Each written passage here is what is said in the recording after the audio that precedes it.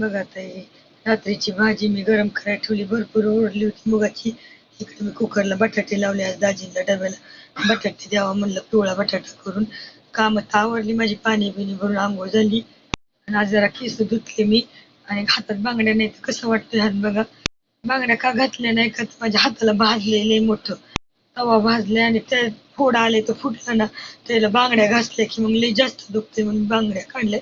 अंघोळ झाली की मला बाबा पहिलं खायला लागतं, मग तिकडं काय ना काही ना काय खायला पाहिजे. मी आता बघा छान खारी खाते, दुधाचा चहा पिली होती सकाळी उठल्या उठल्या तोंडून.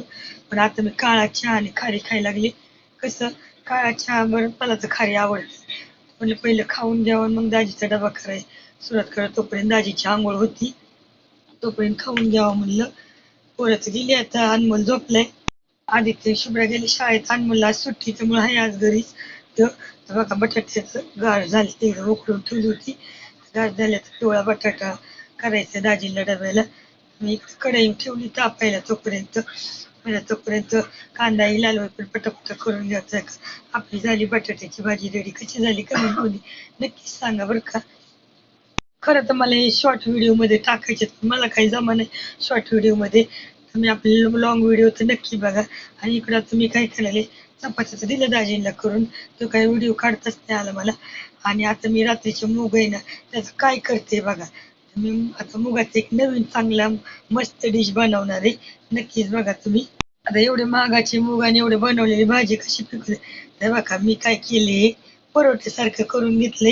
ह्या पिठामध्ये मी जिरे, हळद, मीठ आणि कोथिंबीर टाकली, हिरवी मिरची, लसूण सगळं वाटलं. मिक्सरला पीठ मळण्याचे असे गोळे बनवले आणि मस्त असे बघा परोठे. इतकी छान मुगाची भाजी तर पोरांनी कुणी खाल्ली नसती. तर परोठे एकदम छान पोरांनी सगळे संपवले. खाऊन पिऊन झाले, मस्त आरामदार चालले. आता दुपारी 2 वाजलेत, पण चला आता थोडासा आराम करावं. मुलांचं चाललंय गोंधळ, पण मला पण 1 तास आराम करून घ्यावा. रील्स बनवायला जायचं तर काय वेळच, उन्हाने थंडीमुळे दिवस कमी यायचं, काही वेळ कामालाच वेळ पुरत रील्स बनवायला जायला भेटतं ना. इकडे बघा आरोहीचं काय कारभार चाललाय, गुलाबाची फुलं बनवती कागदाची.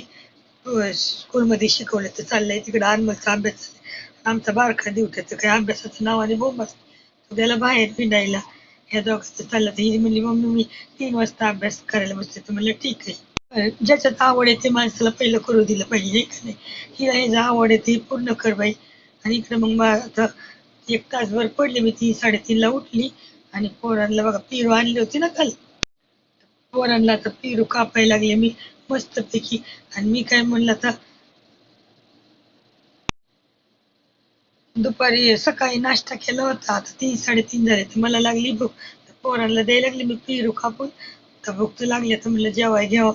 तेव्हा घेतले बघा मी सकाळी केलेले परोठे, बटाट्याची भाजी आणि चपाती. मस्त आजचा बेत आहे.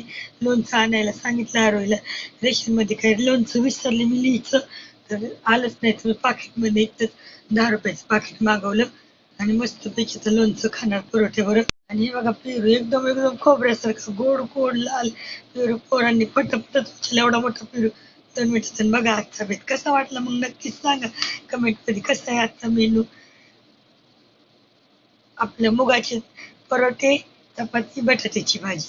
व्हिडिओ आवडल्यास नक्की लाईक शेअर करा, चॅनलला सबस्क्राईब करा. असेच नवनवीन व्हिडिओ बघत राहा. बाय.